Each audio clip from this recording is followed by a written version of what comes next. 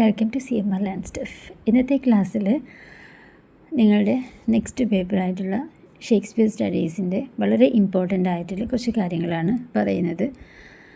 So അടുത്തൊരു എക്സാമിന് നിങ്ങൾ പോകുന്നതിൻ്റെ മുന്നേ ഈ ഒരു പേപ്പറിൽ നിങ്ങൾ ഏതെല്ലാം ഭാഗമാണ് കൂടുതൽ കോൺസെൻട്രേറ്റ് ചെയ്യേണ്ടത്, അതുപോലെ തന്നെ കഴിഞ്ഞ ഒരു paper Joseph to the Elizabeth ഏജിൽ നിന്ന് എന്ത് വ്യത്യാസമാണ് ഈ ഒരു പേപ്പറിനുള്ളത്, അതുപോലെ ഏതെല്ലാം രീതിയിലാണ് നമ്മൾ ഈ ഒരു പേപ്പറിനെ അപ്രോച്ച് ചെയ്യേണ്ടത്, അത്തരം കുറച്ച് കാര്യങ്ങളെക്കുറിച്ചാണ് ഈ വീഡിയോയിൽ പറയുന്നത്. സ്കിപ്പ് ചെയ്യാണ്ട് കാണുക. അതിനനുസരിച്ച് നിങ്ങൾ അടുത്തൊരു എക്സാമിന് വേണ്ടിയിട്ട് പ്രിപ്പയർ ചെയ്യുക.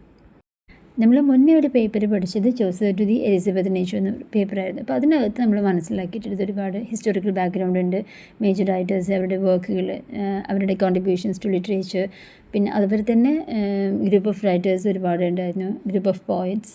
അതിൽ തന്നെ ചില റൈറ്റേഴ്സിൻ്റെ മേജർ വർക്ക്സുകൾ നമ്മൾ complete detail study, non detail study ഒക്കെ നമ്മൾ പഠിച്ചിട്ടുണ്ടായിരുന്നു. അപ്പോൾ ഒരുപാട് കാര്യങ്ങൾ നമുക്കതിനകത്ത് മനസ്സിലാക്കാനുണ്ട്. പക്ഷേ അങ്ങനെ കമ്പയർ ചെയ്യുന്ന സമയത്ത് ഈ ഒരു പേപ്പർ കുറച്ചും കൂടി ഈസിയാണ്. നമുക്കൊരു പെർട്ടിക്കുലർ ഏരിയനെ മാത്രമാണ് നമ്മൾ കോൺസെൻട്രേറ്റ് ചെയ്യുന്നത്. പക്ഷേ ഇവിടെ വ്യത്യാസം എന്താണെന്ന് വെച്ച് കഴിഞ്ഞാൽ, ചില കുട്ടികളൊക്കെ പറയാറുണ്ട് മറ്റേ പേപ്പറിൽ നമ്മൾ പഠിക്കുന്ന സമയത്ത് Joseph to the Elizabeth age പഠിക്കുന്ന സമയത്ത് നമുക്ക് ഏതെങ്കിലും ഒരു വർക്കിനെ കുറിച്ച് സമ്മറി കിട്ടിക്കഴിഞ്ഞാൽ നമുക്ക് നമ്മുടെ ഒരു ക്വസ്റ്റ്യൻ കിട്ടിക്കഴിഞ്ഞാൽ നമുക്ക് ആ ഒരു പോയിന്റിലേക്ക് എത്താൻ പറ്റുമെന്നുള്ളത്. പക്ഷേ ഇവിടെ അങ്ങനെയല്ല. ഇവിടെ ഒരു 4 വർക്കെങ്ങാനും മാത്രമാണ് നമ്മൾ ഡീറ്റെയിൽഡ് ആയിട്ട് നമ്മൾ പഠിക്കുന്നുള്ളൂ. ബാക്കിയെല്ലാം വില്യം ഷേക്സ്പിയർ എന്ന ഡ്രമാറ്റിസ്റ്റിനെ കുറിച്ചാണ് നമ്മൾ മനസ്സിലാക്കുന്നത്. അപ്പോൾ ഇനി പറയുന്നത് ഷേക്സ്പിയർ സ്റ്റഡീസ് എന്ന് പറയുന്ന പേപ്പറിൽ ഏറ്റവും ഇമ്പോർട്ടൻ്റ് ആയിട്ടുള്ള ചില ഭാഗങ്ങളെക്കുറിച്ചാണ്. ഇതിനകത്ത് ഞാൻ എല്ലാതും ഉൾപ്പെടുത്തിയിട്ടുണ്ട്. പക്ഷേ നിങ്ങൾ എഴുതുന്ന സമയത്തും മനസ്സിലാക്കുന്ന സമയത്തും അതിനെ അപ്രോച്ച് ചെയ്യേണ്ട രീതിയെക്കുറിച്ചാണ് ഇതിനകത്ത് പറയുന്നത്. ആദ്യത്തെ ബ്ലോക്കിനകത്ത് വില്യം ഷേക്സ്പിയറിൻ്റെ കാലഘട്ടത്തിൽ, അതായത് എലിസബത്തൻ കാലഘട്ടത്തിൽ സാമൂഹിക രാഷ്ട്രീയപരമായ സ്വാധീനം എങ്ങനെയായിരുന്നു എന്നുള്ളതിനെക്കുറിച്ച് പറയുന്നുണ്ട്. അപ്പോൾ ഇത് വളരെ കുറച്ച് എഴുതിയാൽ മതി. അത് കഴിഞ്ഞ ശേഷം വില്യം ഷേക്സ്പിയർ, അദ്ദേഹത്തിൻ്റെ ബയോഗ്രഫി, അദ്ദേഹത്തിൻ്റെ ഫാമിലി ബാക്ക്ഗ്രൗണ്ട്, അദ്ദേഹത്തിൻ്റെ കുട്ടിക്കാലം, വിദ്യാഭ്യാസപരമായ കാര്യങ്ങൾ, അതുപോലെ അദ്ദേഹത്തിൻ്റെ മേജർ വർക്ക്സുകൾ, അതിനെക്കുറിച്ചൊക്കെ ഒരു ജനറൽ ആയിട്ടുള്ള കുറച്ച് കാര്യങ്ങൾ അതിനകത്ത് പറയുന്നത് വളരെ ബ്രീഫായിട്ട് നിങ്ങൾ മനസ്സിലാക്കുക. അത് കഴിഞ്ഞതിന് ശേഷം ഇദ്ദേഹത്തിൻ്റെ തന്നെ പ്ലോട്ടിൻ്റെ സ്ട്രക്ചർ എങ്ങനെയായിരുന്നു, അതുപോലെ തന്നെ അതിൽ പ്രധാനപ്പെട്ട കാര്യങ്ങൾ എന്തെല്ലാമാണ്, ഇത്രയും കാര്യങ്ങളാണ് ബ്ലോക്ക് 1-ലുള്ളത്. അപ്പോൾ നിങ്ങൾ ഈ ഒരു ബ്ലോക്ക് 1 പഠിക്കുന്ന സമയത്ത് ജനറലായിട്ട് കുറച്ച് കാര്യങ്ങളാണ് മനസ്സിലാക്കേണ്ടതുള്ളൂ. അതൊരു ഹിസ്റ്ററി പോലെയാണ് പഠിക്കേണ്ടത്. അപ്പോൾ അതിന് വേണ്ടി ഒരുപാട് സമയം ചിലവഴിക്കേണ്ട ആവശ്യമില്ല. ഏറ്റവും ഇമ്പോർട്ടൻ്റ് ആയ കാര്യങ്ങൾ മാത്രം മനസ്സിലാക്കി വെച്ചിട്ട് അതിനെ നിങ്ങൾ എക്സ്പ്ലെയിൻ ചെയ്താൽ മതിയായിരിക്കും. രണ്ടാമത്തെ യൂണിറ്റിനകത്ത് പറയുന്നത് സെനീക്കൻ ഇൻഫ്ലുവൻസ് ആണ്. അതായത് ട്രാജഡിയുമായിട്ട് റിലേറ്റഡ് ആയിട്ടുള്ള കാര്യങ്ങളാണ് പറയുന്നത്.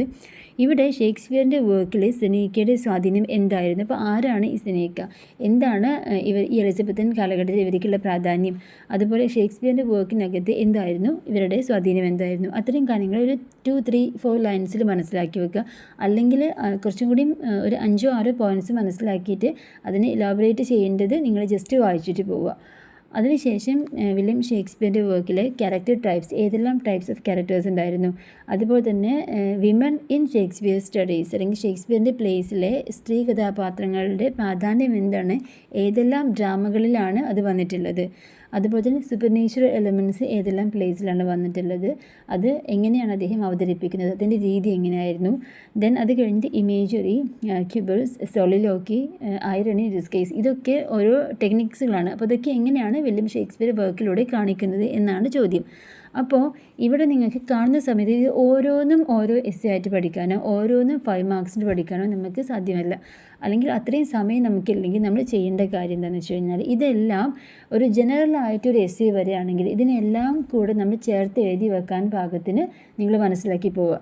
ഫോർ എക്സാമ്പിൾ, സെനീക്കയുടെ ഇൻഫ്ലുവൻസ് എന്താണെന്ന് ചോദിച്ചു കഴിഞ്ഞാൽ, സെനീക്കയുടെ പ്രാധാന്യം എന്താണെന്ന് എഴുതുന്നതിന് മുന്നേ ആദ്യം ഒരു 5 ലൈൻസോ അല്ലെങ്കിൽ 6 ലൈൻസോ ഒക്കെ സെനീക്ക എന്താണെന്ന് അതിനെക്കുറിച്ചും ഡീറ്റെയിൽ ആയിട്ട് നിങ്ങൾ മനസ്സിലാക്കിയതിന് ശേഷം ആ ഷേക്സ്പിയറിൻ്റെ പ്ലേസിൽ ഇവർക്കുള്ള സ്വാധീനം എന്താണെന്നുള്ളത് പഠിച്ചു വയ്ക്കുക.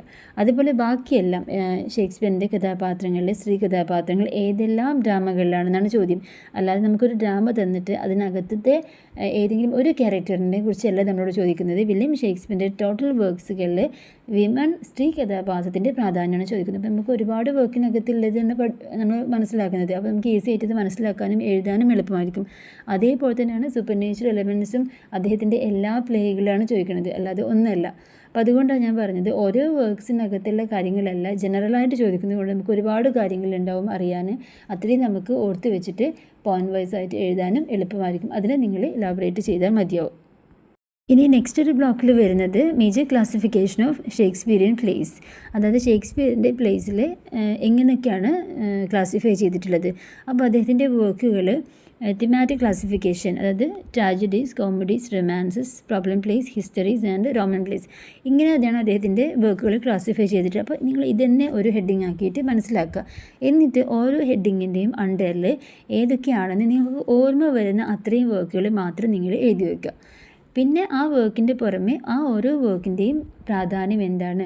ഇപ്പോൾ ഫോർ എക്സാമ്പിൾ നിങ്ങൾക്ക് ഷേക്സ്പിയറിൻ്റെ major classification of Shakespeare plays എന്ന് പറഞ്ഞിട്ട് ഒരു ഹെഡിങ്, ഒരു എസ്സേ വന്നെങ്കിൽ ഇത് നിങ്ങളൊരു മെയിൻ ഹെഡിങ് നിങ്ങളുടെ മനസ്സിലുണ്ടെങ്കിൽ ഓരോ ഹെഡിങ്ങിൻ്റെയും താഴെ അതിനുള്ള ഒരു 2-3 എക്സാമ്പിൾസ് നിങ്ങൾ പഠിച്ചു വെക്കുക. ഇപ്പോൾ ട്രാജഡീസ് ആണെങ്കിൽ ഏതെല്ലാം ഒരു 2, 3, 4 ട്രാജഡിയുടെ പേര് നിങ്ങൾ ഓർത്ത് വെക്കുക. 2, 3 ഒക്കെ തന്നെ ഓർത്ത് വെച്ചാൽ മതിയാവും. എന്നിട്ട് അദ്ദേഹത്തിൻ്റെ ട്രാജഡിയുടെ പ്രധാനപ്പെട്ട ഫീച്ചേഴ്സ് എന്തൊക്കെയാണെന്നൊക്കെ നിങ്ങൾ ആ ടെക്സ്റ്റിനകത്ത് വായിച്ചിട്ടുണ്ടാകും. അല്ലെങ്കിൽ ഇനി വരുന്ന ക്ലാസ്സുകൾ നിങ്ങൾക്ക് മനസ്സിലാവും.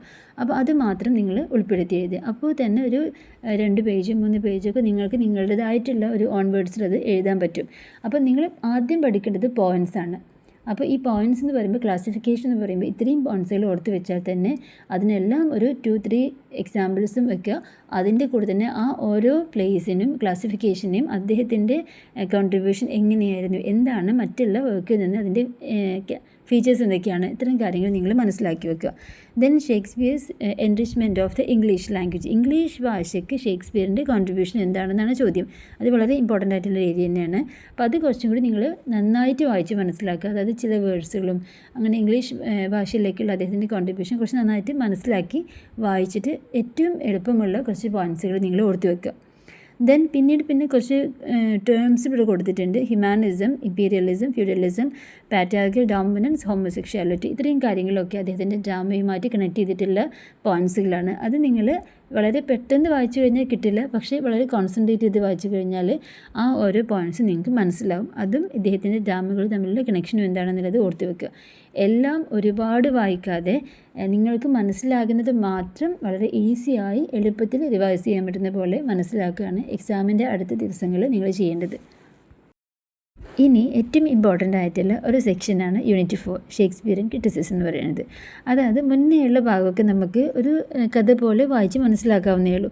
പക്ഷേ ഈ ഏരിയ എന്ന് പറയുന്നത് കുറച്ചും കൂടി വളരെ ഇമ്പോർട്ടൻ്റ് ആണ്. അതിൻ്റെ കാരണം എന്താണെന്ന് വെച്ച് കഴിഞ്ഞാൽ ഷേക്സ്പിയറിൻ്റെ വർക്കിനെ മറ്റുള്ള റൈറ്റേഴ്സ്, പിന്നീട് വന്ന റൈറ്റേഴ്സ് എങ്ങനെയാണ് നോക്കിക്കണ്ടിരുന്നത്. ഇപ്പോൾ ജോൺ കീറ്റ്സും അതുപോലെ T.S. എലിയറ്റും modern writers and romantic writers ഉണ്ട്. അവരൊക്കെ എങ്ങനെയാണ് ഇദ്ദേഹത്തിൻ്റെ വർക്കിനെ നോക്കിക്കണ്ടിരുന്നത്, അപ്പോൾ അവരുടെ വർക്കിലൂടെ എങ്ങനെയാണ് അദ്ദേഹത്തിനെ വിമർശിച്ചിട്ടുള്ളത്, അത്തരം കാര്യങ്ങളാണ്. അപ്പോൾ അതിനകത്ത് എല്ലാ കാലഘട്ടത്തിലെ റൈറ്റേഴ്സും വരുന്നുണ്ട്. അപ്പോൾ അത് ആരൊക്കെയാണെന്നുള്ളത് നിങ്ങൾ ആദ്യം മനസ്സിലാക്കുക. അവർ ഏത് വർക്കിലൂടെ ഏത് കാര്യത്തിനെയാണ്, ഷേക്സ്പിയറിൻ്റെ ഏത് കാര്യത്തിനെയാണ് വിമർശിച്ചിട്ടുള്ളത്, ക്രിട്ടിസൈസ് ചെയ്തിട്ടുള്ളത്, അത് നെഗറ്റീവ് ആണെങ്കിലും പോസിറ്റീവ് ആണെങ്കിലും. അപ്പോൾ അത് നിങ്ങൾ വളരെ ശ്രദ്ധയോടുകൂടി വായിച്ച് മനസ്സിലാക്കുക. ഇതെല്ലാം ഒരുപാട് പരത്തി വായിക്കാതെ ആദ്യം എക്സാമിന് വേണ്ടിയിട്ട് ഏറ്റവും ഇമ്പോർട്ടൻ്റ് ആയിട്ടുള്ള കാര്യങ്ങൾ മാത്രം പഠിക്കുക. അതിന് ഏറ്റവും എളുപ്പ വഴി ഇപ്പോൾ ജോൺ കീറ്റ്സ് അദ്ദേഹത്തിൻ്റെ ഏത് വർക്കിലാണ് വില്യം ഷേക്സ്പിയറിനെ വിമർശിച്ചിട്ടുള്ളത്, അത് എന്തിനെക്കുറിച്ചാണ്, അത് ആദ്യം മനസ്സിലാക്കി വെക്കുക. അങ്ങനെ ഓരോ റൈറ്റേഴ്സിൻ്റെയും ആ കാര്യങ്ങൾ ആദ്യം മനസ്സിലാക്കി വെക്കുക. അപ്പോൾ ജനറലായിട്ടൊരു ഒറ്റ ക്വസ്റ്റ്യൻ വന്നു കഴിഞ്ഞാൽ ഇതെല്ലാം നിങ്ങൾക്ക് ഒരുമിച്ച് ആഡ് ചെയ്യാൻ പറ്റും. ഇനി ഏതെങ്കിലും ഒറ്റ ക്വസ്റ്റ്യൻ ആയിട്ട് വരികയാണെന്ന് വെച്ചോ, അതായത് ഇപ്പോൾ ഒരു ജോൺ കീറ്റ്സ് എന്ത് പറഞ്ഞു അങ്ങനെയാണ് വരുന്നതെങ്കിൽ ഒരു പക്ഷേ നമുക്ക് അത്രയും വലുതാക്കി എഴുതാൻ പറ്റില്ല. അപ്പോൾ നിങ്ങൾ ആ ഒരു ഇത് അത്ര എഴുതാൻ പറ്റില്ല എന്നുണ്ടെങ്കിൽ അതങ്ങോട്ട് സ്കിപ്പ് ചെയ്തിട്ട് അടുത്ത് വേറൊരു ഓപ്ഷൻ എടുക്കുകയായിരിക്കും കുറച്ചുകൂടി ബെറ്റർ. അതല്ല ജനറലായിട്ട് നമുക്കിതെല്ലാ ഷേക്സ്പിയറിയൻ ക്രിറ്റിസിസം എന്ന് പറഞ്ഞിട്ട് അല്ലെങ്കിൽ ജനറലായിട്ട് എല്ലാ റൈറ്റേഴ്സിനും ഒരുമിച്ച് ചേർത്തുകൊണ്ട് എഴുതാൻ പറ്റുന്ന രസമാണെങ്കിൽ നിങ്ങൾക്ക് ഏറ്റവും എളുപ്പം ഇതെല്ലാവരെയും പേര് മനസ്സിലോർത്ത് വെക്കുക. അവർ ഏത് വർക്കിലാണ് ഷേക്സ്പിയറിനെ ക്രിട്ടിസൈസ് ചെയ്തിട്ടുള്ളത്, അത് പോസിറ്റീവ് ആവാം നെഗറ്റീവ് ആവാം, അതുപോലെ എന്തിനെക്കുറിച്ചാണ് പറയുന്നത് എന്നുള്ളത് കൃത്യമായിട്ട് മനസ്സിലാക്കി വെക്കുക. ദെൻ അത് കഴിഞ്ഞിട്ട് അദ്ദേഹത്തിൻ്റെ പോയട്രിയെക്കുറിച്ച് പറയുന്നത്, ഇദ്ദേഹം പോയറ്റ് അല്ല, പക്ഷേ അദ്ദേഹം ഒരുപാട് കുറച്ചൊക്കെ എഴുതിയിട്ടുണ്ട്. അതിനകത്ത് ഏറ്റവും ഇമ്പോർട്ടൻ്റ് അദ്ദേഹത്തിൻ്റെ സോണറ്റ്സുകളാണ്. ഒരു 154 സോണറ്റ് അദ്ദേഹം എഴുതിയിട്ടുണ്ട്. അപ്പോൾ ഈ സോണറ്റിൻ്റെ സ്ട്രക്ചർ എങ്ങനെയാണ്, എവിടെ നിന്ന് ഇൻഫ്ലുവൻസ് ചെയ്തിട്ടാണ് അദ്ദേഹം സോണറ്റ് എഴുതിയിട്ടുള്ളത്, ആർക്കായിരുന്നു അത് ഡെഡിക്കേറ്റ് ചെയ്തിട്ടുള്ളത്, അത്രയും കാര്യങ്ങൾ ആദ്യം മനസ്സിലാക്കുക, ജനറലായിട്ട് മനസ്സിലാക്കുക. പിന്നീട് നമുക്ക് അടുത്ത സെക്ഷനിൽ അദ്ദേഹത്തിൻ്റെ ആ സോണറ്റ് കളക്ഷനിൽ നിന്ന് ചില 1, 2, 3 സോണറ്റുകൾ നമുക്ക് പഠിക്കാനുണ്ട്. അപ്പോൾ ഇത്രയും കാര്യങ്ങൾ. അപ്പോൾ സോണറ്റിനെ കുറിച്ച് ചോദിക്കുമ്പോൾ ആദ്യം ഇൻട്രൊഡക്ഷനിൽ സോണറ്റ് എന്താണ്, ഷേക്സ്പിയറിൻ്റെ സോണറ്റിൻ്റെ സ്പെഷ്യാലിറ്റി എന്താണ്, അതിൻ്റെ സ്ട്രക്ചർ എങ്ങനെയാണ്, ആർക്ക് വേണ്ടിയിട്ടാണ് ഡെഡിക്കേറ്റ് ചെയ്തിട്ടുള്ളത്, അത്രയും നിങ്ങൾ നിർബന്ധമായിട്ടും പഠിച്ചു വെക്കുക. അതിനുശേഷം വരുന്ന ഭാഗങ്ങളിൽ ഏത് സോണറ്റാണോ ചോദിച്ചിരിക്കുന്നത് വെച്ചാൽ അത് മാത്രമേ എഴുതാൻ പറ്റുള്ളൂ. ജനറലാണെങ്കിൽ നിങ്ങൾക്ക് ഈ ഒരു പേപ്പറിൽ ഏതെല്ലാം സോണറ്റ് അദ്ദേഹത്തിൻ്റെ പഠിച്ചിട്ടുണ്ടോ അതെല്ലാം നിങ്ങൾക്ക് ചേർത്ത് എഴുതി വെക്കാൻ പറ്റും. നെക്സ്റ്റ് ഒരു സെക്ഷനിൽ അദ്ദേഹത്തിൻ്റെ പ്ലേസിനെ കുറിച്ചാണ് പറയുന്നത്. Analyse the elements and conventions of Shakespearean ട്രാജഡിയെ കുറിച്ചാണ്. അതിനകത്ത് അദ്ദേഹത്തിൻ്റെ ക്യാരക്ടറിസ്റ്റിക്സ്, അതിൻ്റെ ടോട്ടലി ട്രാജഡിയുടെ ക്യാരക്ടറിസ്റ്റിക്സ് എഴുതണം. അതുപോലെ അതിൻ്റെ സ്ട്രക്ചർ എങ്ങനെയാണെന്ന് എഴുതണം. ഈ സ്ട്രക്ചറിൽ എങ്ങനെയാണെന്ന് വെച്ച് കഴിഞ്ഞാൽ നമ്മൾ മുന്നേ ക്ലാസിക്കൽ വർക്കിനെ ഇൻഫ്ലുവൻസ് ചെയ്തിട്ടുണ്ട്. ഇപ്പോൾ 3 യൂണിറ്റീസൊക്കെ പറഞ്ഞില്ലേ, അപ്പോൾ അതിനെയൊക്കെ ഫോളോ ചെയ്തിട്ടുണ്ടോ എന്നാണത്. പിന്നെ ക്യാരക്ടർ ഡെവലപ്മെൻറ്റ്, അതുപോലെ സൈക്കോളജിക്കൽ കോംപ്ലക്സിറ്റി, ഇതൊക്കെ ആ ക്യാരക്ടറിൻ്റെ ഫീച്ചേഴ്സ്, അതിൻ്റെ സ്പെഷ്യാലിറ്റിയാണ് അത് ചോദിക്കുന്നത്. അതുപോലെ തീമുകൾ എങ്ങനെയായിരുന്നു, ഡ്രമാറ്റിക് ടെക്നിക്സുകൾ ഏതൊക്കെയാണ് ഉപയോഗിച്ചിട്ടുള്ളത്, ഏതെല്ലാം ലിറ്റററി ഡിവൈസസാണ് അദ്ദേഹം യൂസ് ചെയ്തിട്ടുള്ളത്, അതുപോലെ തന്നെ യൂണിവേഴ്സൽ തീംസ്, അതായത് ഈ പ്രണയം, സ്നേഹം, അങ്ങനത്തെ എല്ലാ ദേഷ്യം, അങ്ങനെയുള്ള കാര്യങ്ങളൊക്കെ അതെല്ലാം അദ്ദേഹത്തിൻ്റെ വർക്കിലൂടെ എങ്ങനെയൊക്കെയാണ് കാണിക്കുന്നത്. ഇതെല്ലാം നിങ്ങൾ എഴുതേണ്ടത് ഒരൊറ്റ പ്ലേയുടെ അല്ല. അതാണ് ഞാൻ എപ്പോഴും പറയുന്നത്, ഒരു പ്ലേയുടെ മാത്രമല്ല ചോദിച്ചിരിക്കുന്നത്, അദ്ദേഹത്തിൻ്റെ കംപ്ലീറ്റ് പ്ലേസിനെ ഒരുമിച്ച് അനലൈസ് ചെയ്യണം. അപ്പോൾ നിങ്ങൾക്ക് വളരെ രസകരമായിട്ട് പഠിക്കാൻ പറ്റും. നമുക്ക് ഇഷ്ടമല്ല അതിനകത്ത് എല്ലാ വർക്കും പറയുന്നുണ്ട്. പക്ഷേ എന്നാലും നമുക്ക് ഒരുപാട് കാര്യങ്ങൾ പഠിക്കുമ്പോൾ ഒരുപാട് വ്യത്യസ്തമായ രീതിയിൽ അതിനെ എഴുതാൻ പറ്റും. ഒരു വർക്കിനെ മാത്രമാകുമ്പോൾ നമുക്ക് അത്രയും പോയിൻറ്റ്സ് ചിലപ്പോൾ വന്നുകൂടാന്നില്ല. സോ നെക്സ്റ്റ് വന്നിരിക്കുന്നത് അദ്ദേഹത്തിൻ്റെ 2 വർക്കിനെ കുറിച്ച് പറയുന്നുണ്ട്. ഒന്ന് ഹാംലെറ്റും 12th നൈറ്റും. ഇനി ഇതിനകത്ത് വരുന്നൊരു പ്രത്യേകത എന്ന് പറയുന്നത്, ഇതിനകത്ത് ഹാംലെറ്റ് എന്ന് പറയുന്നത്, ഹാംലെറ്റിനെ കുറിച്ചിട്ട് കുറച്ച് ഡീറ്റെയിൽ ആയിട്ട് പഠിക്കാനുണ്ട്. അത് ഷേക്സ്പിയറിൻ്റെ ട്രാജഡിയാണ്. അതിൻ്റെ ഇൻട്രൊഡക്ഷൻ, ടെക്സ്റ്റൽ ഹിസ്റ്ററി, അതിൻ്റെ സെറ്റിങ്സ് എങ്ങനെയാണ്, സോഴ്സ് ഏതാണ്, എങ്ങനെയാണ് അദ്ദേഹം അതിനെ കൊണ്ടുപോയിട്ടുള്ളത്, അതിൻ്റെ പോപ്പുലാരിറ്റി, അതിൻ്റെ കാരണം, അതിൻ്റെ ഷോർട്ട് കമ്മിങ്സ് എന്തൊക്കെയാണ്, ഇത്രയും കാര്യങ്ങൾ ഇൻട്രൊഡക്ഷനിൽ വരുത്തിയിട്ട് പിന്നീട് അതിൻ്റെ ക്യാരക്ടേഴ്സ് ഏതൊക്കെയാണ്, മേജർ എലമെൻറ്റ്സ്, അതുപോലെ പ്ലേയുടെ ടോട്ടൽ സമ്മറി, ഇത്രയും കാര്യങ്ങളിലൂടെ പോയാൽ മാത്രമാണ് ഹാംലെറ്റ് നമുക്ക് പഠിച്ച് കംപ്ലീറ്റ് ആവുള്ളൂ. അവിടെ മാത്രമാണ് നമ്മൾ മുന്നേയുള്ള വർക്കിനെ പഠിച്ചതുപോലെ ഡീറ്റെയിൽഡ് ആയിട്ട് പഠിക്കാനുള്ളൂ. ബാക്കി നമ്മൾ ഈ ഒരു ഷേക്സ്പിയർ സ്റ്റഡീസിലെ ഇത്രയും നേരം ഞാൻ പറഞ്ഞത് ജനറലായിട്ടുള്ള കാര്യങ്ങളാണ്. നമുക്ക് എത്ര പോയിൻറ്റ്സോ നമുക്ക് മെമ്മറിയിൽ വെച്ചാലും അത് എഴുതിയാൽ മതി. പക്ഷേ ഈ ഹാംലെറ്റ് എന്ന് പറയുന്നത് നമ്മൾ മുന്നേ പഠിച്ചതുപോലെ ഒരു വർക്കിനെ എടുത്തിട്ട് ഡീറ്റെയിൽ ആയിട്ട് പഠിക്കുകയാണ്. അതേപോലെ തന്നെയാണ് നെക്സ്റ്റ് 12th നൈറ്റുള്ളത്. അപ്പോൾ ഹാംലെറ്റ് ട്രാജഡിയാണ്. അടുത്ത വർക്ക് 12th നൈറ്റ് എന്ന് പറയുന്നത് ഷേക്സ്പിയറിൻ്റെ കോമഡിയാണ്. അപ്പോൾ അതിൻ്റെ ഇൻട്രൊഡക്ഷൻ എഴുതുമ്പോൾ കോമഡിയുടെ ക്യാരക്ടറിസ്റ്റിക്സ് എന്തെല്ലാമാണെന്ന് എഴുതണം. Humour with role of fools, strong female characters, അതുപോലെ മ്യൂസിക്, ഫോർച്യൂൺ, ഓപ്റ്റിമിസ്റ്റിക് റെസൊല്യൂഷൻ എല്ലാം ചേർത്തിട്ട് ഒരു ഇൻട്രൊഡക്ഷൻ നിങ്ങൾ മനസ്സിലാക്കി വെക്കുക. പിന്നെ ഈ പറയുന്ന കോമഡി, ഈ ഒരു വർക്കിൻ്റെ സോഴ്സ്, സെറ്റിങ്സ്, ക്യാരക്ടേഴ്സ്, നേരത്തെ നമ്മൾ എപ്പോഴും പഠിക്കുന്നത് പോലെയുള്ള സമ്മറി, അതിൻ്റെ ക്രിട്ടിക്കൽ അനാലിസിസ്. അപ്പോൾ 2 വർക്കാണ് നമുക്കിവിടെ ഡീറ്റെയിൽ ആയിട്ട് പഠിക്കേണ്ടതുള്ളൂ. നിങ്ങൾ ഓർത്ത് വെക്കുക. ബാക്കിയുള്ളതെല്ലാം ജനറൽ ആയിട്ടാണ്. അപ്പോൾ അതുകൊണ്ട് നിങ്ങളുടെ ടെക്സ്റ്റ് ബുക്കിൻ്റെ എത്ര ആഴത്തിൽ നിങ്ങൾ വായിച്ചാലും നിങ്ങൾക്ക് ഇഷ്ടമുള്ള അത്രയും പോയിൻറ്റ്സിൽ ആഡ് ചെയ്യാം. അല്ലാതെ നിങ്ങൾ ഏതെങ്കിലും ഒന്നിനെ കുറിച്ച് മാത്രമല്ല പഠിക്കുന്നതിന് എപ്പോഴും ആലോചിക്കുക. ദെൻ നെക്സ്റ്റ് അദ്ദേഹത്തിൻ്റെ അടുത്തൊരു യൂണിറ്റിൽ അദ്ദേഹത്തിൻ്റെ പോയട്രിയെ കുറിച്ച് പറയുന്നുണ്ട്. ഷേക്സ്പിയറിൻ്റെ സോണറ്റിൻ്റെ ഇൻട്രൊഡക്ഷൻ നമ്മൾ മുന്നേ ഒരു യൂണിറ്റിൽ പറഞ്ഞില്ലേ. ഇനി അതിൻ്റെ ഡീറ്റെയിൽ ആയിട്ടുള്ള ഒരു ഭാഗത്തേക്ക് വരുമ്പോൾ സോണറ്റ് 18, സോണറ്റ് 55 ഇത്രയും നമ്മൾ ഡീറ്റെയിൽ ആയിട്ട് പഠിക്കണം. അപ്പോൾ അതിൻ്റെ സെൻട്രൽ ഐഡിയ എന്താണ്, 2 സോണറ്റിൻ്റെയും സെൻട്രൽ ഐഡിയ എന്താണ്, അതിൻ്റെ സമ്മറി, തീം, ക്രിട്ടിക്കൽ അനാലിസിസ്, അതുപോലെ തന്നെ അതിന് ഈ 2ഉം എടുത്ത് പറഞ്ഞതാണ്. അപ്പോൾ ഇവിടെ നമ്മളിപ്പോൾ ടോട്ടൽ 4 വർക്കുകൾ, അതായത് ഹാംലെറ്റ്, 12th നൈറ്റ്, ഇത് 2ഉം ഡീറ്റെയിൽ ആയിട്ട് നമ്മൾ പഠിക്കുക. കംപ്ലീറ്റ് സമ്മറി വെച്ച് എഴുതാൻ പറ്റുന്ന രീതിയിൽ നിങ്ങൾ മുന്നേ എഴുതിയതുപോലെ തന്നെ പഠിക്കുക. അതുപോലെ 2 പോയിംസ് വന്നു, സോണറ്റ് 18 ആൻഡ് 55. ഇനി അടുത്തത് സോണറ്റ് 130 ആൻഡ് 144 വരുന്നുണ്ട്. അതിൻ്റെയും central idea, summary, critical analysis 144ൻ്റെയും അതേപോലെ. അപ്പോൾ ടോട്ടൽ നമ്മൾ 4 പോയിംസ് ആയി കേട്ടോ. ഇനി അടുത്തത് ഡ്രാമയാണ്. ഡ്രാമ നോൺ ഡീറ്റെയിൽ ആണ്. അപ്പോൾ അതിനകത്ത് ലാസ്റ്റ് പ്ലേസാണ്, അതായത് വില്യം ഷേക്സ്പിയറിൻ്റെ അവസാനത്തെ കുറച്ച് പ്ലേസ് ഏതൊക്കെയാണ് എന്നുള്ളതിനെക്കുറിച്ച് ജനറൽ ആയിട്ടൊരു ഔട്ട്ലൈൻ നിങ്ങൾക്ക് ക്ലാസ്സിൽ കിട്ടും, അല്ലെങ്കിൽ നിങ്ങൾ ടെക്സ്റ്റ് വായിക്കണം. അതുപോലെ തന്നെ അതിനകത്ത് ടെംപെസ്റ്റ് വരുന്നുണ്ട്. ഈ ടെംപെസ്റ്റിൻ്റെ theme, critical summary, critical appreciation. അപ്പോൾ ടെംപെസ്റ്റ് പഠിക്കാനുണ്ട്. അപ്പോൾ ഹാംലെറ്റായി, 12th നൈറ്റായി, ടെംപെസ്റ്റായി. ഇപ്പോൾ 3 വർക്ക് നമുക്ക് ഡീറ്റെയിൽ ആയിട്ട് പഠിക്കാനുണ്ട്. പിന്നെ അടുത്തൊരു വർക്കാണ് ആൻ്റണി ആൻഡ് ക്ലിയോപാട്ര. അതും ഇതേപോലെ തന്നെയാണ്. അതിൻ്റെ ബാക്കിയുള്ള ബാക്ക്ഗ്രൗണ്ടും അതുപോലെ historical background, characters, critical analysis. ഇപ്പോൾ 4 വർക്കായി കേട്ടോ. ഇനി ബ്ലോക്ക് 3യിലേക്ക് എത്തുന്ന സമയത്ത് ഇവിടെ നമ്മൾ മനസ്സിലാക്കേണ്ടത് ഇനി വില്യം ഷേക്സ്പിയറിൻ്റെ വർക്കുകളല്ല നമ്മൾ പഠിക്കുന്നത്. വില്യം ഷേക്സ്പിയറിൻ്റെ അഡാപ്റ്റേഷൻസ് ആണ്. അതായത് വില്യം ഷേക്സ്പിയറിൻ്റെ വർക്കിൽ നിന്ന് സ്വാധീനം ഉൾക്കൊണ്ടിട്ട് മറ്റുള്ള റൈറ്റേഴ്സ് എഴുതിയിട്ടുള്ള വർക്കിനെ കുറിച്ചാണ് ബ്ലോക്ക് 3 നമ്മൾ പഠിക്കുന്നത്. എപ്പോഴും ആലോചിക്കുക, ആദ്യത്തെ 2 ബ്ലോക്കുകളിൽ നമ്മൾ പഠിച്ചത് അദ്ദേഹത്തിൻ്റെ ഒറിജിനൽ വർക്ക്സിനെ കുറിച്ചും അത് ഏതൊക്കെയാണ് അതിനെക്കുറിച്ചൊക്കെയാണ് നമ്മൾ പഠിച്ചത്. അപ്പോൾ നമ്മൾ അവിടെ മനസ്സിലാക്കിയത് അദ്ദേഹത്തിൻ്റെ ബയോഗ്രഫി, അദ്ദേഹത്തിൻ്റെ പ്ലേസ് എങ്ങനെയൊക്കെയാണ് ക്ലാസിഫൈ ചെയ്തിട്ടുള്ളത്, അത് ഏതൊക്കെയാണ്, അതിനകത്ത് ഏതൊക്കെ വർക്കുകൾ നമുക്ക് ഡീറ്റെയിൽ ആയിട്ട് പഠിക്കണം, ഏതൊക്കെ പോയിംസ് നമ്മൾ പഠിക്കണം എന്നൊക്കെ മനസ്സിലാക്കി. ഞാൻ പറഞ്ഞതിൽ 4 എണ്ണമാണ് നമുക്ക് പ്ലേ ആയിട്ട് പഠിക്കാനുള്ളതും ബാക്കി ഒരു 4 എണ്ണമാണ് പോയിംസ് പഠിക്കാനുള്ളത്. നിങ്ങൾ ഓർത്ത് വെക്കുക. അപ്പോൾ അത് നിങ്ങൾക്ക് സമ്മറി വെച്ച് എഴുതാൻ പറ്റും. ബാക്കിയുള്ള കാര്യങ്ങളെല്ലാം ജനറൽ ആയിട്ടുള്ള കാര്യങ്ങളാണ്, അതും നിങ്ങൾ ആലോചിച്ച് വെക്കുക. ഇനി ബ്ലോക്ക് 3ലേക്ക് എത്തുന്ന സമയത്ത് ഫസ്റ്റ് വൺ റോസൻക്രാൻസ് ആൻഡ് ഗിൽഡർസ്റ്റേൺ എന്ന് പറയുന്ന വർക്ക്, അത് ടോം സ്റ്റോപ്പാർഡ് എന്ന് പറയുന്ന റൈറ്ററാണ് എഴുതിയിട്ടുള്ളത്. അത് വില്യം ഷേക്സ്പിയറിൻ്റെ ഹാംലെറ്റിലെ മൈനർ ക്യാരക്ടേഴ്സ് ആയിട്ടുള്ള ഇവർ രണ്ടും, ഈ നേരത്തെ പറഞ്ഞ റോസൻക്രാൻസ് എന്ന് പറഞ്ഞില്ലേ ആ ക്യാരക്ടേഴ്സും ഗിൽഡർസ്റ്റേൺ എന്ന് പറഞ്ഞ ക്യാരക്ടറും വില്യം ഷേക്സ്പിയറിൻ്റെ ഹാംലെറ്റിലെ 2 മൈനർ ക്യാരക്ടേഴ്സാണ്. അതിൽ നിന്ന് സ്വാധീനം ഉൾക്കൊണ്ടിട്ട് എഴുതിയിട്ടുള്ള ടോം സ്റ്റോപ്പാർഡിൻ്റെ പ്ലേ ആണ് ഈ ഒരു വർക്ക്. അപ്പോൾ അതിൽ ഇദ്ദേഹത്തിനെ കുറിച്ച് പഠിക്കുന്ന സമയത്ത് എന്താണ് അബ്സേർഡ് ഡ്രാമ, എന്താണ് അതിൻ്റെ പ്രാധാന്യം എന്നുള്ളത് നിങ്ങൾ പഠിക്കണം. അതുപോലെ മെറ്റാ തിയേറ്റർ എന്താണ് അത് നിങ്ങൾ പഠിക്കണം.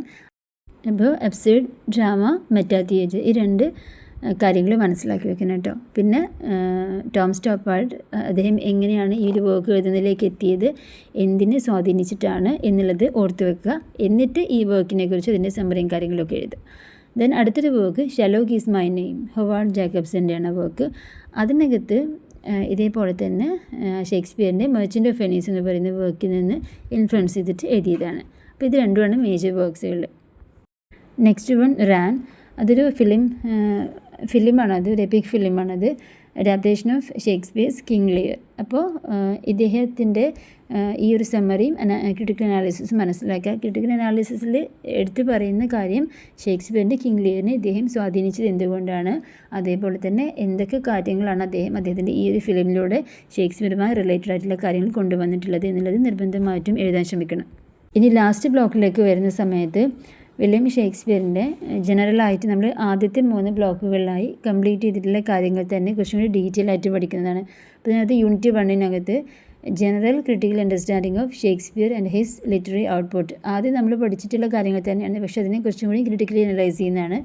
നെക്സ്റ്റ് യൂണിറ്റിൽ ഷേക്സ്പിയറിൻ്റെ drama, unit 3 reading the Shakespeare sonnet, unit 4 studying Shakespeare's adaptations. അതായത് 3ാമത്തെ ബ്ലോക്കിൽ നമ്മൾ അഡാപ്റ്റേഷൻസിനെ കുറിച്ച് പറഞ്ഞതിനെ കുറിച്ച് നിങ്ങൾക്ക് എന്തെങ്കിലും ഒരു ഇൻട്രൊഡക്ഷനോ കാര്യങ്ങളോ അല്ലെങ്കിൽ കുറച്ചും കൂടി ഡീറ്റെയിൽ ആയിട്ട് അറിയണമെന്നുണ്ടെങ്കിൽ എങ്ങനെയാണ് ഈ അഡാപ്റ്റേഷൻസിലേക്ക് വരുന്നത്, അല്ലെങ്കിൽ ഓരോ റൈറ്റേഴ്സും ഏതെല്ലാം കാര്യങ്ങൾ ഇൻഫ്ലുവൻസ് ചെയ്തിട്ടാണ് എഴുതുന്നത്, അത്തരം കാര്യങ്ങളൊക്കെ മനസ്സിലാക്കുന്നത് ഈ അവസാനത്തെ ബ്ലോക്കിലൂടെയാണ്. അപ്പോൾ ആദ്യത്തെ 3 ബ്ലോക്കിൽ നമ്മൾ മനസ്സിലാക്കിയിട്ടുള്ള കാര്യങ്ങളുടെ ഒരു ക്രിട്ടിക്കൽ അനാലിസിസ് ആണ് ബ്ലോക്ക് 4 പറയുന്നത്. അപ്പോൾ അത്രയും അതിനകത്ത് ഒരുപാട് പോയിൻറ്റ്സ് നിങ്ങൾക്ക് എക്സ്ട്രാ കിട്ടും. അപ്പോൾ 3 ബ്ലോക്ക് നിങ്ങൾ കണ്ടിന്യൂസ് ആയിട്ട് എവിടെയും വിടാതെ നിങ്ങൾ കറക്റ്റായിട്ട് പഠിച്ചു പോയി കഴിഞ്ഞാൽ 4th ബ്ലോക്കിനകത്ത് നിങ്ങൾക്ക് ഒരുപാട് പോയിൻറ്റ്സുകൾ ഇതിലേക്ക് ആഡ് ചെയ്യാനുള്ളത് കിട്ടും. അപ്പോൾ ഓരോ ഭാഗങ്ങളും കൃത്യമായിട്ട് പഠിച്ചു പോവുക. പിന്നെ ഡീറ്റെയിൽ ആയിട്ട് പഠിക്കേണ്ട കുറച്ച് കാര്യങ്ങൾ, അതായത് സമ്മറി, ക്യാരക്ടേഴ്സ്, അതൊക്കെ നമ്മൾ നേരത്തെ പറഞ്ഞ ഹാംലെറ്റ്, 12th നൈറ്റ്, അങ്ങനെ കുറച്ചൊരു 4 ഡ്രാമയും 4 സോണറ്റുമാണ് കുറച്ചും ഡീറ്റെയിൽ ആയിട്ട് എനിക്ക് പഠിക്കാനുണ്ടായിരുന്നത്.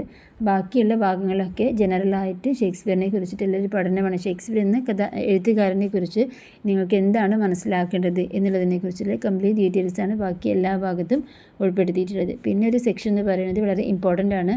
അത് റൈറ്റേഴ്സ്, ഏതെല്ലാം റൈറ്റേഴ്സാണ് അദ്ദേഹത്തിൻ്റെ വർക്കിനെ ഇൻഫ്ലുവൻസ് ചെയ്തിട്ട് എഴുതിയിട്ടുള്ളത് എന്നുള്ളതും, അതേപോലെ തന്നെ ഇദ്ദേഹത്തിൻ്റെ വർക്കിനെ ഏതെല്ലാം റൈറ്റേഴ്സാണ് ക്രിട്ടിസൈസ് ചെയ്തിട്ടുള്ളത്, ഏതെല്ലാം വർക്കിലൂടെയാണ് ഏത് കാര്യത്തെയാണ് ക്രിട്ടിസൈസ് ചെയ്തിട്ടുള്ളത്, ഇത്രയും കാര്യങ്ങൾ ഉൾപ്പെടുത്തിയിട്ട് വേണം എക്സാമിന് പഠിക്കാൻ. അപ്പോൾ ഇത്രയും കാര്യങ്ങൾ ഞാൻ പറഞ്ഞത് നിങ്ങൾക്ക് മനസ്സിലായിട്ടുണ്ടാവുമെന്ന് വിചാരിക്കുന്നു. അപ്പോൾ ഇനി എനിക്ക് പറയാനുള്ളത്, ഇനി വരുന്ന ക്ലാസ്സുകളിൽ എക്സാമിന് മുന്നേ ആയിട്ട് ഈ ഒരു കാര്യങ്ങളെക്കുറിച്ച് കുറച്ച് ഡീറ്റെയിൽ ആയിട്ട് ക്ലാസ്സുകൾ ഇടാൻ വേണ്ടിയിട്ട് ശ്രമിക്കാം. അത് മാത്രമല്ല, ഇപ്പോൾ കഴിഞ്ഞൊരു എക്സാം കഴിഞ്ഞിട്ട് ചില കമൻസിലൊക്കെ നമ്മൾ കാണുമല്ലോ. അപ്പോൾ മിക്ക കുട്ടികളുടെയും പ്രധാനപ്പെട്ടൊരു പ്രശ്നം എന്ന് പറയുന്നത് എഴുതി ഫലിപ്പിക്കാൻ പറ്റാത്തൊരു സാഹചര്യം. അതിൻ്റെ റീസൺ എന്താണെന്ന് വെച്ച് കഴിഞ്ഞാൽ, ചില കുട്ടികൾ ഒരുപാട് ഗ്യാപ്പ് ഇട്ടിട്ടാണ്, ചില ആളുകൾ ഒരുപാട് ഗ്യാപ്പ് വന്നിട്ടാണ് എക്സാമിന് വന്നിട്ടുള്ളത്. അതായത് ഡിഗ്രി കഴിഞ്ഞ് 10 വർഷം 12 വർഷം 15 വർഷമൊക്കെ കഴിഞ്ഞിട്ടൊക്കെ എഴുതുന്നവർ നമ്മളുടെ ഇതിനകത്തുണ്ട്. അതേപോലെ തന്നെ ഡിഗ്രി കഴിഞ്ഞ ഉടനെ വരുന്നവരുണ്ട്. അതുപോലെ ഓരോ ആളുകളും ഓരോ സാഹചര്യത്തിൽ നിന്നാണ് വരുന്നത്. അപ്പോൾ അതുകൊണ്ട് എനിക്ക് നിങ്ങളുടെ അടുത്ത് പറയാനുള്ളത്, എക്സാം കഴിഞ്ഞ് കഴിഞ്ഞാൽ പരസ്പരം അങ്ങോട്ടും ഇങ്ങോട്ടും നമ്മൾ ഇതിനെക്കുറിച്ച് അഭിപ്രായം പറയും അല്ലേ. ആ അഭിപ്രായത്തിൽ പേഴ്സണലായിട്ടുള്ള അഭിപ്രായങ്ങൾ വരുമ്പോൾ അത് ഒരിക്കലും നിങ്ങളുടെ മൈൻഡിലേക്ക് എടുക്കരുത്. ഫോർ എക്സാമ്പിൾ, ഇപ്പോൾ ഒരു ആൾ എക്സാം വളരെ ഈസി ആയിരുന്നു എന്ന് പറയും.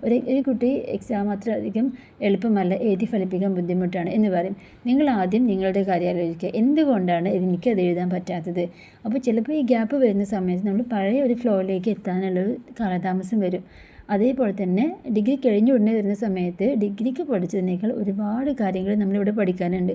അപ്പോൾ നിങ്ങൾക്ക് എഴുതി ഫലിപ്പിക്കാനുള്ള ബുദ്ധിമുട്ട് ആദ്യത്തെ എക്സാമിൽ വരും. അപ്പോൾ ഓരോ വ്യക്തികൾക്കും ഈ ഒരു എക്സാമിനെ സമീപിക്കുന്ന രീതി വളരെ വ്യത്യസ്തമാണ്. അതുകൊണ്ട് ഒരിക്കലും കൂടെയുള്ള ആൾക്കാരുടെ കമൻസ് നമ്മളുടെ എക്സാം മാറ്റി കമ്പയർ ചെയ്തിട്ട് അടുത്ത എക്സാമിലേക്കുള്ള ടെൻഷൻ ആക്കിയിട്ട് അത് മാറ്റരുത്. ഈ എക്സാം കഴിഞ്ഞു, ഇതിൽ നിന്ന് നമ്മൾക്ക് എന്തെല്ലാം പഠിക്കാനുണ്ട്, അതായത് ഈ എക്സാമിൽ നിന്നുള്ള നമ്മുടെ എക്സ്പീരിയൻസിൽ നിന്ന് നമ്മൾ പഠിക്കുക, അതിൽ മാറ്റം വരുത്തേണ്ട കാര്യം എന്താണെന്ന് സ്വയം ആലോചിച്ച് മനസ്സിലാക്കിയിട്ട് അടുത്ത എക്സാമിലേക്ക് പോവുക. ഈ എക്സാം ഇന്നത്തെ കഴിഞ്ഞ എക്സാം കഴിഞ്ഞു, അതിനെക്കുറിച്ച് ആലോചിച്ച് അടുത്തൊരു എക്സാമിലേക്ക് നിങ്ങൾ ടെൻഷൻ ആയിരുന്നു കഴിഞ്ഞാൽ അതും പോകും. അപ്പോൾ അതുകൊണ്ട് എനിക്കെടുത്ത് പറയാനുള്ള കാര്യം, PG സ്റ്റുഡൻസിൽ എല്ലാവരും ഒരേ രീതിയിൽ നിന്നല്ല വരുന്നത്, ഒരേ സാഹചര്യത്തിൽ നിന്നല്ല വരുന്നത്. അപ്പോൾ അതുകൊണ്ട് നമുക്ക് ഓരോരുത്തർക്കും ഓരോ എക്സാം ഓരോ അനുഭവമായിരിക്കും ഉണ്ടാവുക. അപ്പോൾ അതിനകത്ത് ആ അനുഭവത്തിൽ നിന്ന് പഠിച്ചുകൊണ്ട് അടുത്ത എക്സാം വളരെ ഭംഗിയായിട്ട് എഴുതാൻ വേണ്ടി ശ്രമിക്കുക. ചിലപ്പോൾ നമ്മളുടെ തോന്നൽ മാത്രമായിരിക്കും നമുക്ക് എക്സാം അത്രയൊന്നും എഴുതാൻ കഴിഞ്ഞിട്ടില്ല എന്നുള്ളത്. പക്ഷേ ആ സമയത്ത് നമ്മളുടെ മെമ്മറിയിൽ വന്ന കാര്യങ്ങളൊക്കെ നമ്മൾ അപ്ലൈ ചെയ്യാൻ ശ്രമിച്ചു കഴിഞ്ഞാൽ തന്നെ ടെൻഷൻ ഇല്ലാതെ എഴുതാൻ പറ്റും. പിന്നെ ഈ ലിറ്ററേച്ചർ എന്ന് പറയുന്നത് ഒരു ചെറിയ കാര്യമല്ല നമ്മൾ പഠിക്കുന്നത്, ഒരുപാട് കാര്യങ്ങൾ നമുക്കിതിനകത്ത് പഠിക്കാനുണ്ട്. അപ്പോൾ എത്രമാത്രം വായനയുണ്ടോ അത്രമാത്രം നിങ്ങൾക്ക് ആൻസറിൽ കിട്ടും. ഒരിക്കലും നിങ്ങളിത് എക്സാമിന് വേണ്ടിയിട്ട് പഠിക്കരുത്.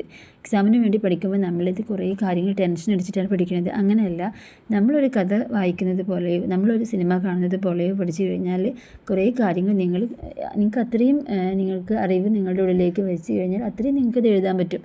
അപ്പോൾ അങ്ങനെ നിങ്ങൾ സമാധാനത്തോട് കൂടിയിട്ട് എക്സാം എഴുതി. ഇനി വരുന്ന 2 എക്സാമിന് ഡേറ്റ് എനിക്ക് തോന്നുന്നു അടുത്തടുത്താണ്. അപ്പോൾ നിങ്ങൾക്ക് ഇത് പഠിക്കണോ അത് പഠിക്കണോ എന്നുള്ള കൺഫ്യൂഷനാണ്. കുറച്ച് ഇത് വായിച്ചു, കുറച്ച് അവിടെ വായിച്ചു, അങ്ങനെയല്ല. ആദ്യത്തെ എക്സാം ഏതാണോ അതിനൊരു 2-3 ഡേയ്സ് എടുത്തിട്ട് അത് വായിക്കുക. അടുത്ത എക്സാമിനും ഒരു 2-3 ഡേയ്സ്, നിങ്ങൾക്ക് എത്ര ഡേയ്സ് അല്ല വെച്ചാൽ അതിനെ ഡിവൈഡ് ചെയ്തിട്ട് സിസ്റ്റമാറ്റിക്കായിട്ട് പഠിച്ചു പോവുക. രണ്ടും കൂടെ അങ്ങോട്ടും ഇങ്ങോട്ടും ആയിട്ട് എക്സാം കൊള്ളാക്കരുത്. അപ്പോൾ നന്നായിട്ട് പ്രിപ്പയർ ചെയ്തിട്ട് അടുത്തൊരു എക്സാമും നല്ല രീതിയിൽ എഴുതാൻ ശ്രമിക്കുക. പിന്നെ ക്ലാസ് ആദ്യമായിട്ട് കാണുന്ന ആൾക്കാരുണ്ടെങ്കിൽ സബ്സ്ക്രൈബ് ചെയ്യാൻ മറക്കരുത്. പിന്നെ ഒരു ലിങ്ക് ഷെയർ ചെയ്യാറുണ്ട് ഞാൻ, ഒരു വാട്സപ്പിൻ്റെ. അപ്പോൾ അതിനകത്ത് ജോയിൻ ചെയ്യുക. അപ്പോൾ എക്സ്ട്രാ എന്തെങ്കിലും കാര്യങ്ങളൊക്കെ ഞാൻ അതിനകത്ത് ഷെയർ ചെയ്യാൻ ശ്രമിക്കാറുണ്ട്. എന്തെങ്കിലും എക്സ്ട്രാ പോയിൻറ്റ്സുകളോ അതുപോലെ തന്നെ ഇമ്പോർട്ടൻ്റ് ആയിട്ടുള്ള കാര്യങ്ങളൊക്കെ. ഇപ്പോൾ എക്സാമിൻ്റെ ടൈമിൽ അതിൽ ഒരുപാട് കാര്യങ്ങളൊന്നും അങ്ങനെ ഇടാറില്ല. പക്ഷേ നമ്മൾ പഠിച്ചുകൊണ്ടിരിക്കുന്ന സമയത്തൊക്കെ ഇമ്പോർട്ടൻ്റ് ആണെന്ന് തോന്നുന്ന കാര്യങ്ങളോ അല്ലെങ്കിൽ എന്തെങ്കിലും പ്രത്യേകിച്ച് പറയാനുണ്ടെങ്കിൽ അതൊക്കെ അതിനകത്ത് പറയാറുണ്ട്. അപ്പോൾ നിങ്ങൾ അതിനകത്ത് ജോയിൻ ചെയ്യാൻ ശ്രമിക്കുക. അതേപോലെ തന്നെ സബ്സ്ക്രൈബ് ചെയ്ത് ലൈക്ക് ചെയ്തിട്ട് കാണണം കേട്ടോ. Thank you so much.